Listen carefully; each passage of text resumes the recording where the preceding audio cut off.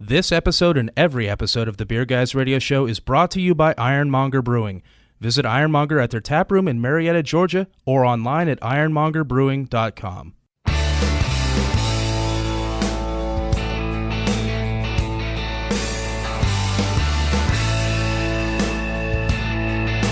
Open up a tab, grab a seat, and pour a pint.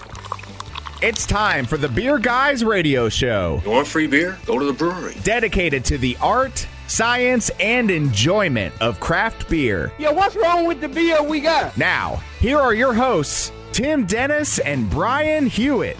And welcome to the Beer Guys Radio Show. We're broadcasting from the Beer Guys Radio Studios in Marietta, Georgia. And this week we're talking with Bend, Oregon's Deschutes Brewery. I'm Tim Dennis, and with me as always is my good friend and co-host, Brian Hewitt. Hey, Tim. So joining us today, we have Brian Faivre and Kyle Matthias, the Brewmaster and Pilot Plant Assistant Brewmaster, respectively, for Deschutes Brewery.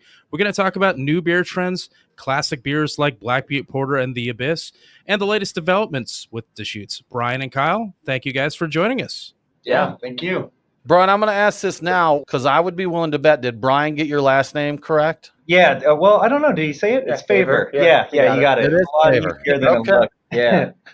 That's what I targeted. I'm not sure if that's what I actually said. You did. So yeah, well done, Brian Hewitt. Well done. I actually listened to some interviews too. He's done with other people over time to get it together. right. I'm like, is he like Brett Favre or is it Faivre? I'm like, that's Faivre. Okay, good deal. Awesome. Well, guys, thanks so much for joining us. We really do appreciate it. Looking forward to you. We're fans of the brewery. We've got some good ones here to get into this week. So looking forward to that. So question for you guys. We do a Twitter poll most weeks of hot topics, Brian. Yes. That we talk about. And this week we were kind of inspired by a trip we took last weekend. We went down to the Porter Beer Bar in Atlanta that celebrated their 11th anniversary.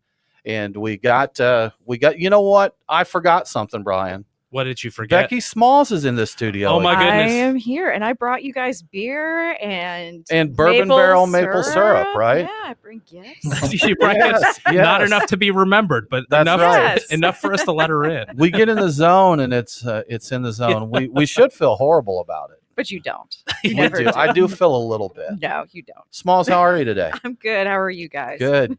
Yes. Becky actually had to write me a note. Don't forget me. She did. Because I'm a horrible human being. That's right.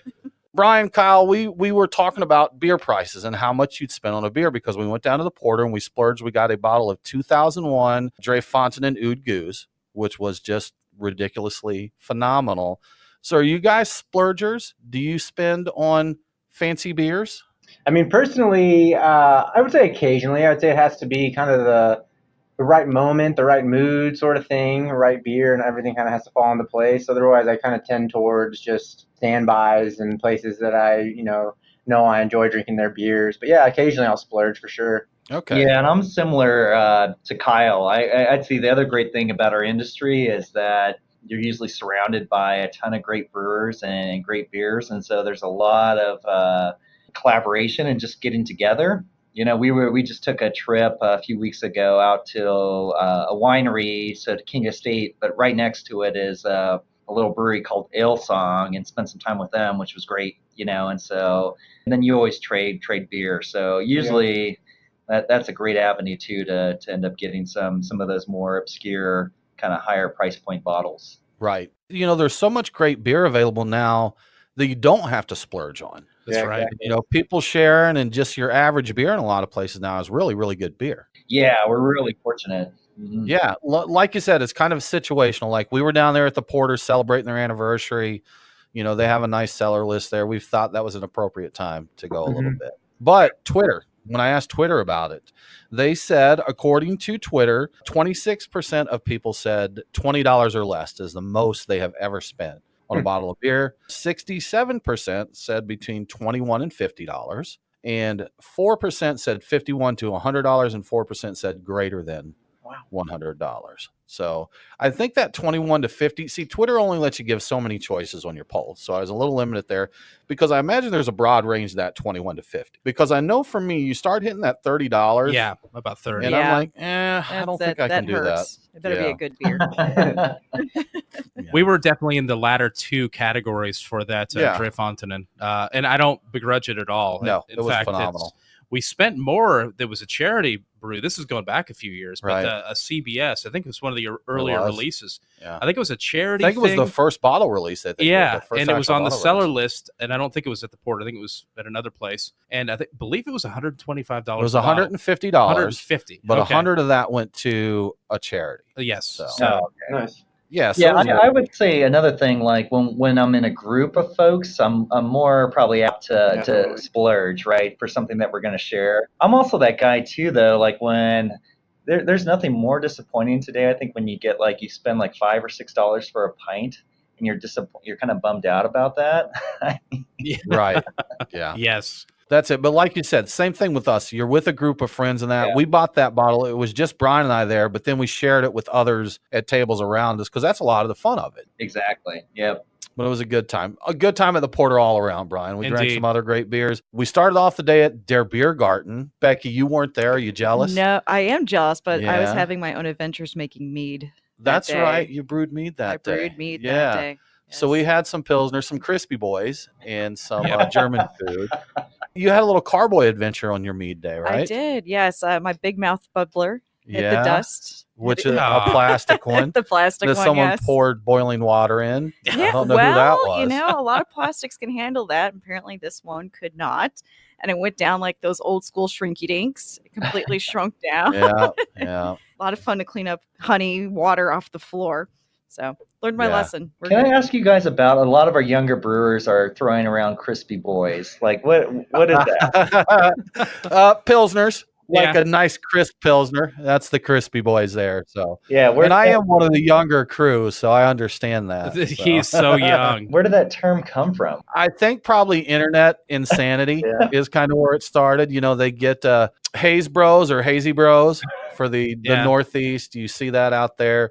And then I don't know where Crispy Boys originated, but I like to pick up any internet stupidity and drive it into the ground. So that one is unusually good. And there's also the the Claw Daddy, which I'm Claw Daddies. Yes, I'm not a fan of White Claw, but I love the Claw Daddy hashtag. So and Barley Wine is Life. Yeah, another one. Oh yeah, Barley Wine is Life. I agree with that one. That one I don't think is even funny. I think it's very serious too. I think that was started by Don't Drink Beer.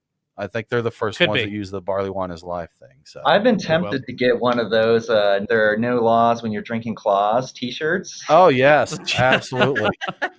A fun fact about that: White Claw actually sued that guy to quit making the shirts. Oh, really? So there are indeed some laws there. Apparently, yes. There are, in fact. So, Tim, I think we need to talk about the beers of the week. Crack open a cold one. It's the Truck and Tap Beer of the Week. Woo-hoo! Craft beer and food trucks in downtown Woodstock. Truckandtap.com.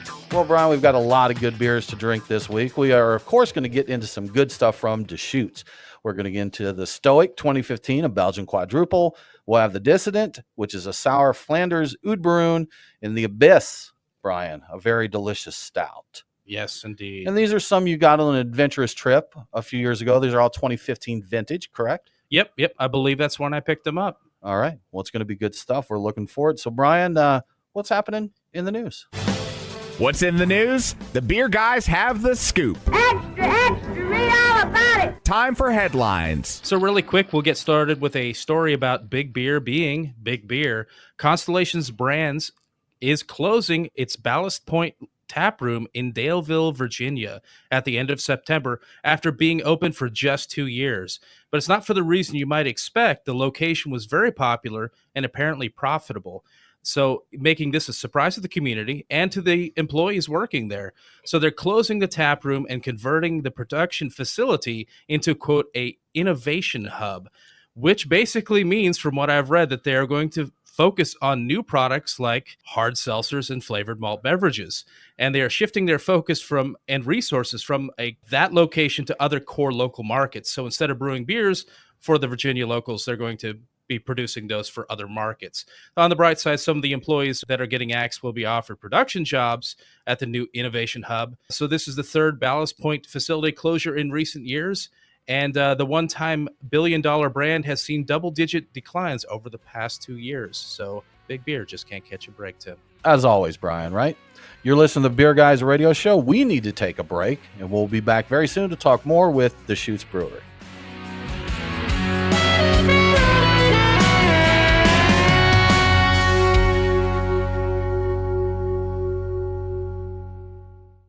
Is your brewery or restaurant flooring all jacked up? Your foundation needs to be protected from heat, chemicals, and other contaminants. At the same time, you want to make sure it's slip resistant and you can clean up your messes with soap and water. You know who to call? ResTech. We've been manufacturing poured-in-place flooring since 2002, and we've got solutions to fit any facility's needs. Go on and visit our website at ResTech.net. That's RES-TEK.net. Drop us a line and we will come to you for a free evaluation. Oh, yeah.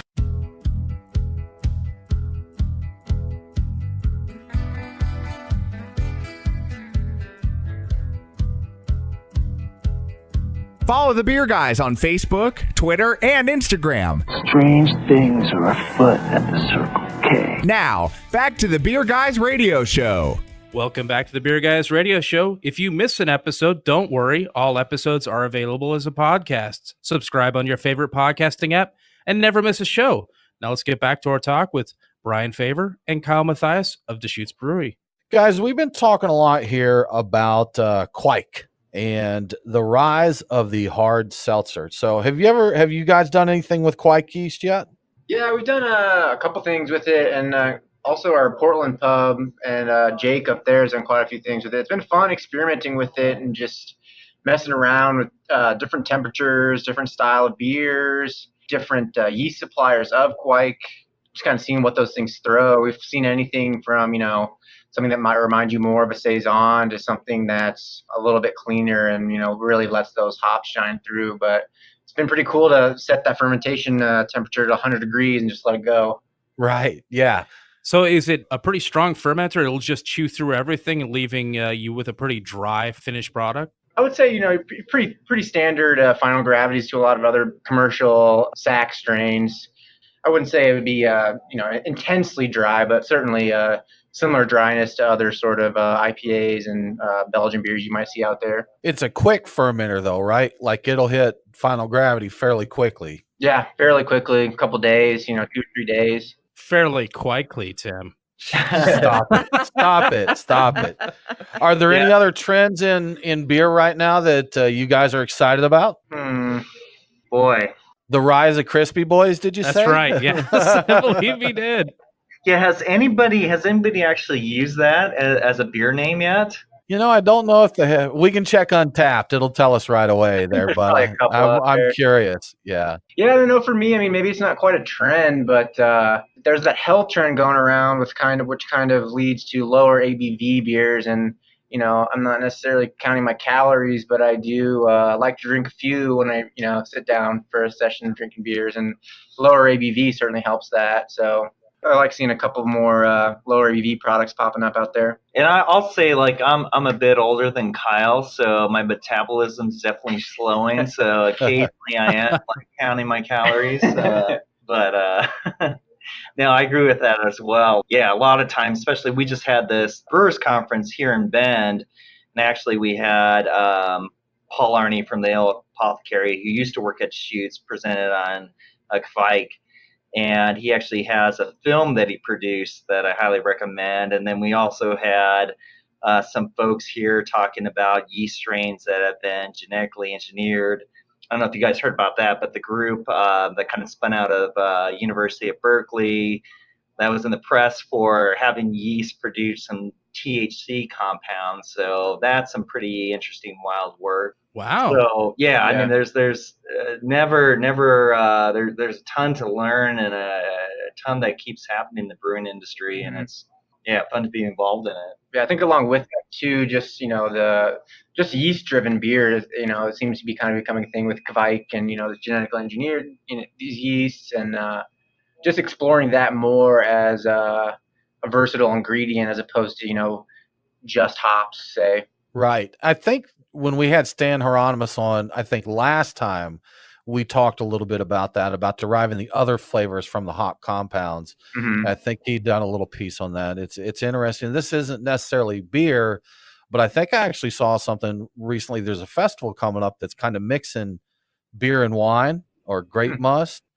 And but I'm gonna miss this, but I think it was the Sauvignon Blanc grapes that they found out that each generation gets a different number of genes from their parents. Where most things it's one copy of each, Uh-huh. but in these grapes it can be different. So there can be a huge variation from generation to generation because they're not getting the same matching number of genes there. And now, Smalls, you may know Oh, more no, you about guys this are than I totally do. talking my language right now. Yeah, and it's not my language, so I'm taking the highlights that I saw from an article, but there's just so much they started talking about, because they know this and the way these genes are working. They have a record of red grapes turning white and different things like that, So If they don't get as many of the genes, I think the fewer they get, the more likely they are to be white. I saw that article, and there's a lot of the varieties of flavor comes from the fact that there are thousands of different possible variations within this family of grapes. So yeah, pretty interesting. Another thing I thought too is because with grapes, a lot of credit is given to terroir for flavor. But if they're getting different numbers of genes in that, it could be just the genetics of the grape as much as terroir or growing season. Just depends on what genes these grapes are getting. Oh yeah, just everything comes down to what gets turned on, what gets turned off. Like with the yeast, I was always wondering if somebody was modifying those, because I used to, back in the day when I was working in research, I would do that with bacteria. I would totally clone them and pop things in, pop things out, and change things. I was wondering if anybody was doing that with yeast. Fascinating. Totally change it. Oh yeah, Yeah. I'm in the wrong field. Let me Right. go back to research. Yeah, there's a good group. So the group, that presented, we actually, in our pilot plant, we made some beers using these modifications that you should look up. So it's Berkeley Beer Science. But yeah, like exactly what you were saying, so they could turn up how a yeast strain might express in certain areas. I think they took some genes from basil and mint, which was pretty wild, and put them in 001 California Ale yeast. So some pretty interesting stuff that's going on. And that would have been what Stan was talking about. I think that's right. Those Yeah. flavor compounds are geraniol and things like that he's talking about come from things like basil. I think you mentioned that you recommended a film, a beer film, and I don't know if you said what the title of the film was, so I was curious about that. Oh, I think it's called Nororgan. But yeah, Paul, Ale Apothecary, kind of documented his trip over to Norway, and I want to say it's called Nororgan, like probably totally butchering that, but I think they were trying to combine Norway and Oregon. So I think that's what it is. Yeah. Norwegian. Okay. I think some Googling can turn it up for us there. Totally. Yep. We have opened a bottle of The Stoic 2015, and one of the first things I thought when I was opening it up, because I've had The Stoic and not The Stoic, what is the difference between these two? I can't remember what it is. So we actually, I can't remember if it was 13, but we did the Stoic. There was a previous vintage of that. And so that was kind of our first attempt as, we were getting more, involved in just higher gravity brewing and barrel aging, but our attempt as doing a quad. So we came under some decent amount of scrutiny, I think, on the internet when that got released. So really the big thing when Not the Stoic came out was to say, okay, if you didn't think the Stoic was a quad, and like all my understanding of that is the quad is, a style that's been fabricated, I believe, in craft brewing. And I could be totally wrong here, but then we kind of took the Stoic to say, okay, if you didn't think that the Stoic was a quad, well, here's Not the Stoic, and maybe maybe this is. How's this, internet? Does this make you happy? So it was a little bit tongue-in-cheek, The Stoic was 100% Pilsner malt, and Not the Stoic we brought in Special B, which usually a lot of people, that's kind of a hallmark malt, I guess you would say, in a lot of those beers.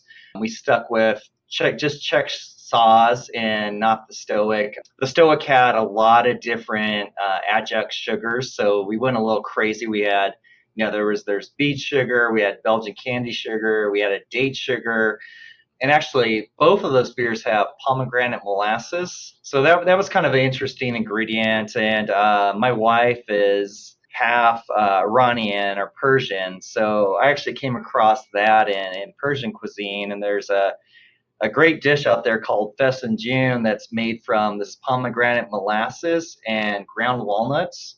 And you make a stew out of it with chicken. Anyway, if you ever come across a Persian restaurant, like definitely go for the fesanjun. Okay. I don't know if I've had Persian. I've had Persian before. I don't remember that, but the last time I went to a Persian place, I went with a Persian guy. He ordered everything. He was like, "I'll take care of this." So was it hairy? It was hairy, and and then we smoked hookah afterwards. But yes, and it was great. Everything was fine. I loved it. So he's a crazy guy. Yes. Fun times. We are listening to the Beer Guys radio show. We do need to take another break, but we will be back very soon to talk more with Deschutes Brewery.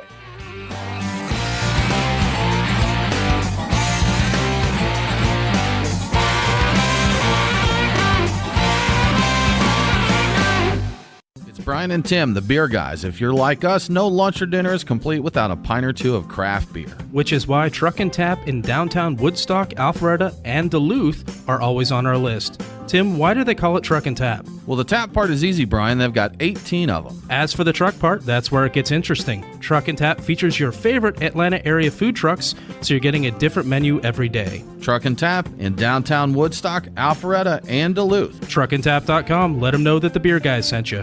Craft beer forged with a reverence for tradition and new styles that start a revolution. Ironmonger Brewing. The brewers at Ironmonger Brewing pride themselves at being masters of barrel-aged, hoppy, and sour beers. They invite you to their tap room in Marietta, Georgia to taste and see. Also visit their barrel room for an intimate drinking experience with great live entertainment. Keep up to date on all things Ironmonger by liking them on Facebook. Ironmonger Brewing, establishing a new standard in craft beer. Have you ever thought about owning your own brewery but don't know what it takes to get one built? We're Storytime Construction, and we build breweries. We're Georgia's most experienced and hands-on contractors when it comes to building new breweries and tap rooms, or expanding existing breweries. We offer full build-outs, remodeling, and additions, as well as consulting and construction management. Give us a call at 770-733-4343. Storytime Construction. We build breweries.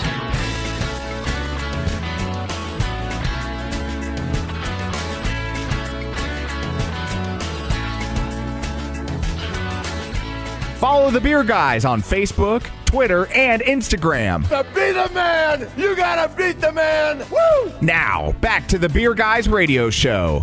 Welcome back to the Beer Guys radio show. I want to give a quick shout out to our newest radio affiliate, WVWI Radio 1 1000 AM in Charlotte, Amalia in the U.S. Virgin Islands, broadcasting to the Virgin Islands and Puerto Rico, Tim. Catch Beer Guys Radio on WVWI Radio 1 every Saturday at 1 a.m. local time. Now let's get back to our talk with Brian Faivre and Kyle Matthias of Deschutes Brewing Company. Guys, you'd mentioned when we were talking in the last segment there, we talked a little bit about people being calorie conscious in their alcoholic beverage choices.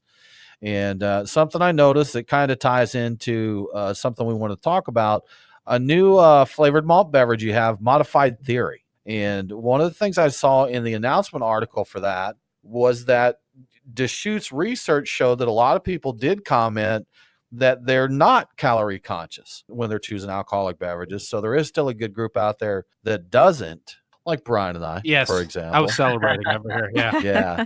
But the Modified Theory, it looks like this kind of goes in a different direction with some of the other products that are out there right now. Can you tell us about that? Yeah, so these are beverages that are designed to be bold in just about every way, color, flavor, aroma, anything you can think of, and just kind of designed for, the person who might not necessarily be a craft beer drinker, but still, wants something maybe a little bit more than, just hard alcohol, or, like we talked about earlier, the White Claws and all that's out there, something that delivers a little bit more of a unique flavor. And so we have 3 different flavors on the book for that line of products currently, and those are Tahitian lime and agave, Tarracan orange and vanilla, and then a Northwest berry and lavender. That's something that it is decidedly not a hard seltzer, correct? Yeah, definitely not. I would, nowhere close. Yeah, I would say, yeah, and just add to that, it's 100%. So, all natural, no preservatives, all malt based. So we're not adding just a neutral grain spirit into some carbonated water. So we're brewing this and fermenting it like we would any other beer. All right, I'm intrigued. I would try it. You down to try this? Yeah. Because if I see correctly, this is going to be positioned somewhat as a canned cocktail, somewhat as a mixer. Yep. So something you can drink on its own. Yeah, or and you that can was mix a it with something big, else. kind of a big driver is to say, can we develop something and really leverage just, our culinary background to say, hey, here's a beverage by itself. That's great. You could have this on rocks. You could, look to mix in your favorite spirits. So, obviously the Tahitian lime and tequila seems like a good pairing. The Tarraco orange, bourbon seems to make a lot of sense.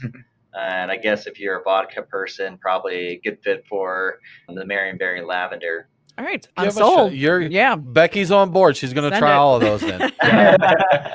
So now you need to dust off the slushy machines and have those going in tap room. I've seen everything else in the slushy machine. I've seen fruited gozes and Berliners. I mean, might as well go with this. This seems like it's calling for it. Just calling for it, right? Have you guys seen the one of our brewers was in Mexico a few months ago, and he's like, oh man, he's like, have you ever had an iceberg? And he said it was like just a Mexican lager in a glass that they would put a dollop of frozen margarita on top. Yeah, I've seen those. Okay. So we have some breweries here that do something, or not breweries. I think Mexican restaurants. I've seen it. Mexican restaurants do that. Well, the Porter does it well. I think they just call them slushy toppers. Yeah. Like you'll get a beer, you'll get a Pilsner or any other beer, and you get a mug of the beer, but then you also get a topper of a slushy of that beer. So I guess the short answer is yes, just a little different execution there. I remember hearing about it, but I've never tried it. I had in my mind the where you get the margarita and they have the little harness to hold the beer upside down. The little coronita? Yeah, the little coronita. And I'm like, yeah, I've had a lot of those. But no, different things. So see, we're all about the fun stuff with beer. Yeah. Like we love good quality craft and drinking that, but we're not opposed to novelty. Floating some slush on something or that. We'll give it a shot. Absolutely. I think it's interesting. Yeah. I mean, and even this line and this concept, you look at, a brewery like Deschutes that's been around for over 31 years and very strong and craft brewing and making great beers. And I think a lot of breweries that have been around are really trying to, find a way to how do we adapt to the market that we're in today. Yeah, definitely interesting times for sure. It's a hugely changing market. And we see here, people are going to their neighborhood places. I'd mentioned earlier, guys, we had some law changes here in Georgia over the last couple of years. And the biggest one for us now is direct sales at our breweries, which we couldn't do 2 years ago. So we've just now got where we have some small breweries opening for own premise sales. Before that didn't make any sense because everything had to go through a distributor. Mm-hmm. But, the drink local is becoming even more and more local for a lot of people. That drink local thing, I think that resonates with, brewers. I mean, we're huge advocates of that. And, so if your local brewery is making great beer, why wouldn't you support them? But, it's like at the same time, we feel, that the beer coming out of Deschutes and what we're making is probably some of the best stuff around that you can find. So that's our advantage right there. Well, that's something that we've kind of noticed. There's a lot of great beer out there. And what are some things that you guys do kind of to keep it moving forward? Because people are looking at that drink local. When you have I imagine being in Deschutes' position right now is one of the trickier positions in the beer world to continue forward momentum. Yeah, it can definitely be tough as a larger guy. Just, it takes a little bit longer to steer a bigger ship, right? But there's constant innovation going on in the pilot plant that I'm responsible for, and then also our pubs in Portland and Bend as well. A lot of freedom there, and then a ton of great ideas flowing in from our co-owners here that help me decide, what to put on the brew schedule next. But, for example, just to kind of show our nimbleness in recent times, today we actually bottled our first round of Reserve Club beers, which, we just put out a call for couple weeks back and got pretty huge reception for that. So idea behind that being that at least initially, people in Oregon can receive some one-off barrel-aged products. And the first one that we're releasing there is a single cask Abyss. And so we bottled that today, and that should be heading out to those folks who got selected for the Reserve Club here pretty shortly. And then, potentially spinning off of that, maybe some small can runs, which is much more nascent in its stages right now. Not quite sure where that's going to head, if it will or not, but I've started looking into that as well, so we can, sort of do that more direct to consumer sort of point of sale, as opposed to just, seeing Deschutes in, bars and grocery stores. Okay, that ties into a question that I wanted to ask you about. I was looking through your list of beers that you had put out on Untapped, and I saw that you guys made a goose in the past. Is that going to be something you're going to be doing again, or method traditional, I guess is what they would prefer us to say, but a goose style beer? I'm wondering, is that something you're going to work into that program or just release more in the future?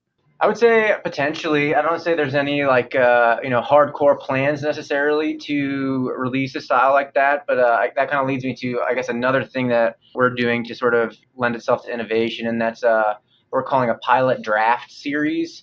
And so that's something that'll come out next year again in one of our key markets. And what that's going to be is, a couple beers, whether that be a goose or not, that have come through the pilot plant that have gotten really good reception. We're going to work with, our sales folks to, decide upon what sort of beers they want to see that we can release in their markets that they think would be successful, and, allow folks in those markets to see Deschutes do something that, maybe we haven't done in quite some time. Yeah, and I think we're a little gun shy too on the whole goose, almost to what we saw with the Stoic. So we do have a beer out there called the Ages that we refer to as goose inspired. Be careful. And that's the one I was looking at. I saw, oh my God, they did one called the Ages. So I was intrigued by that. Yeah, goose inspired. Yeah, just being clear. Right. Yeah. The thing is, I think the people that win here are the consumer, because we get all these choices from all these breweries. Absolutely. Yep. Agreed. You're listening to the Beer Guys Radio Show. We do need to take another break, but we'll be back very soon to talk more with Deschutes Brewery.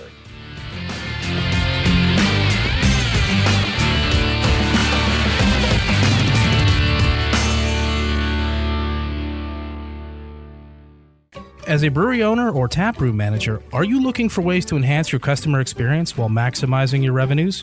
Craft Cellar is a mobile solution that helps your brewery drive sales and attract new customers through online pre-sales for beer releases, events, and memberships. Get details now at craftcellar.com.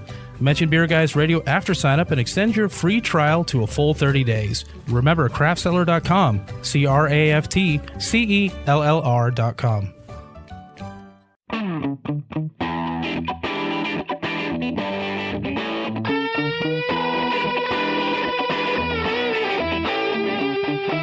Follow the Beer Guys on Facebook, Twitter, and Instagram. I believe you have my stapler. Now, back to the Beer Guys Radio Show. Welcome back to the Beer Guys Radio Show. If you enjoy the show, please consider supporting us on Patreon.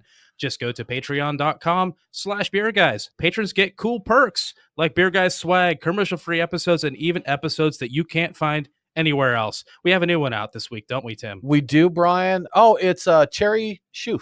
Oh, Cherry Shoof. Okay. Shoof. Yeah, so we drank that, the latest one from Deschutes, and we gave our thoughts on it on this beer right here, Brian. That's out there right now. Right now. So go check that out. Now back to our conversation with Brian and Kyle from Deschutes Brewery. Well, guys, we wanted to talk about another popular recreational activity up there in the state of Oregon. And as we were doing our research for the show, we found some fun videos on Deschutes' YouTube channel with, I believe the lady's name was Betty. Yeah.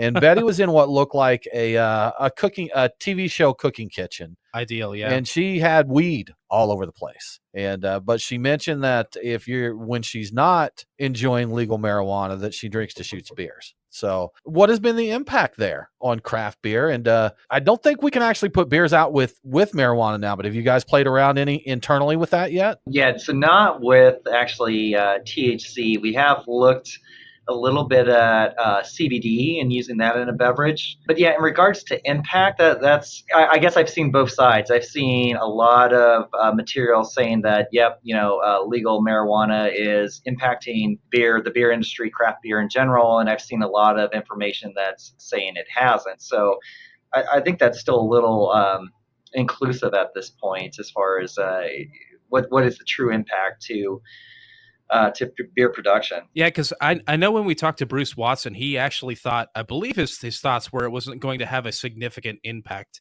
People that were looking to do that are going to do it, and it's a separate activity to drink a beer. Just living in Oregon, I could say that it wasn't, prior to marijuana being legal, people were still smoking marijuana here. Right. Yeah. It's like, oh, cool. Now it's legal. Good. Now we can finally try it. Yes. So related to terpenes, have you gotten any terpenes into your beer? Locally, we have at least one.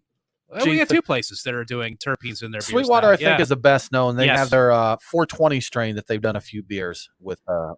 Yeah. We talked a little bit about earlier the GMO yeast guys, and so that's a lot of their work, right? Is how can you get some of these thiols and terpenes into your beer that are providing a lot of those compounds you're looking for. So I'm trying to remember, like terpenes. Did we have anything that came through pilot? Yeah, we've done a few bench top trials with various different terpenes. Nothing that we've actually scaled to production or brewed up, but we've messed around a little bit with a few different terpenes that are derived from marijuana. What do you guys personally think of those beers? I think it's a really unique and intriguing sort of direction.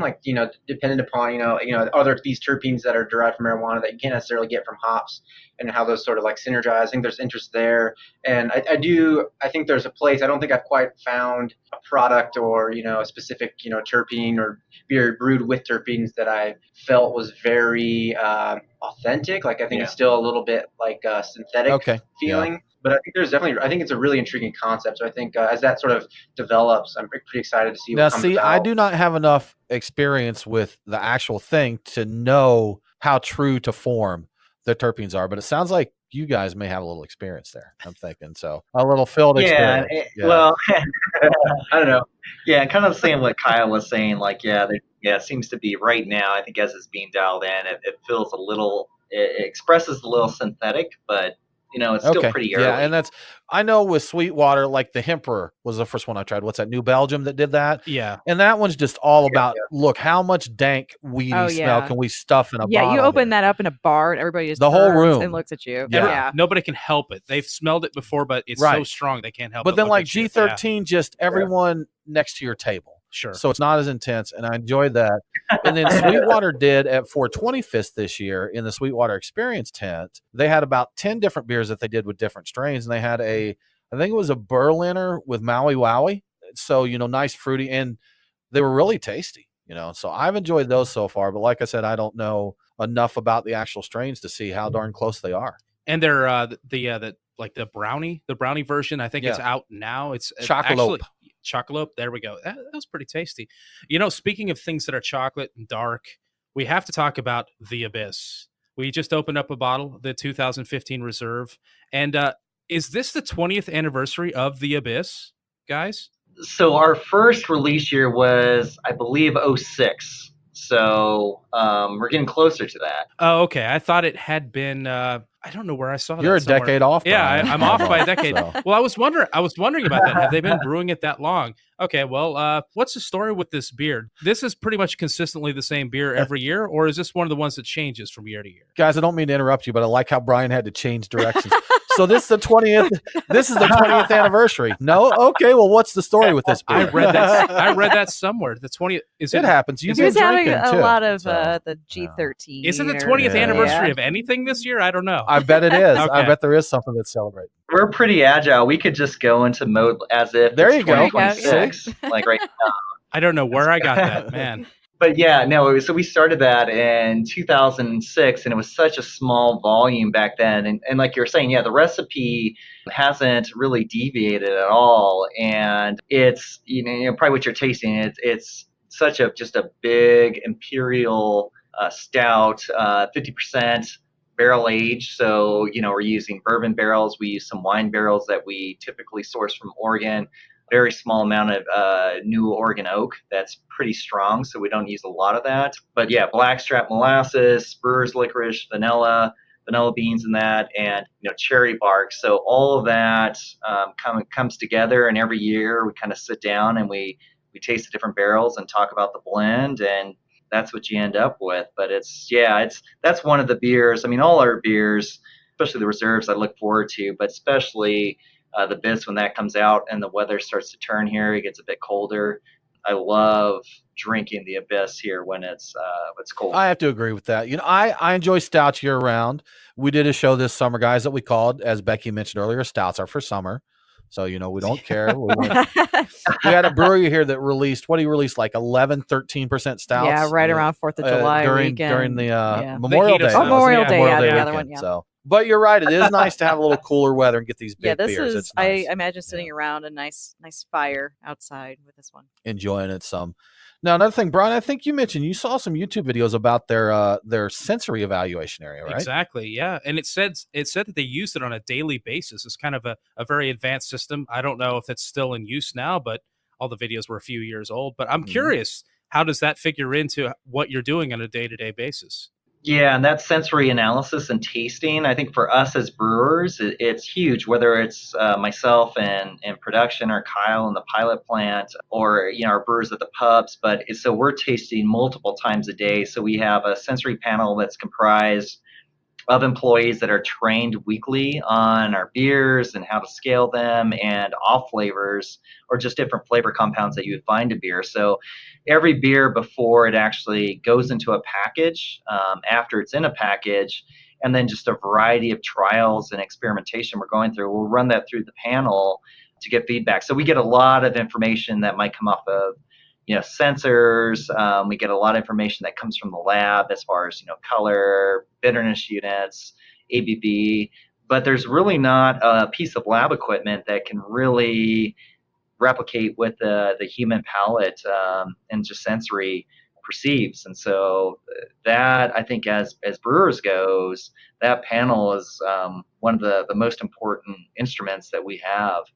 You can do all the science you want to do, but sitting down, tasting, drinking the beer and tasting is really what tells you the whole story there, right? Yeah, and I will say because I was talking to one of our brewers about that today, and it's pretty interesting because you go into our sensory panel and it's very, it's supposed to be quiet, it's supposed to be well lit, it's supposed to be free of any odors. And so what's really interesting is trying beers, whether it's at our pub or tasting room, and how they kind of express and come across in those environments versus sitting down in a sensory panel and really you're kind of keyed in and focused on sensory analysis of a beer. And so it's always something to keep in mind, right? Because the majority of all people out there aren't experiencing beer that way. So I think it's important that, again, it's one of the tools we have to work at, but also there's a lot of value just sitting down and tasting a beer outside of that with people and talking about it. So it kind of goes both ways, but it's an extremely valuable tool that we have here at Deschutes. Well, guys, we're about out of time.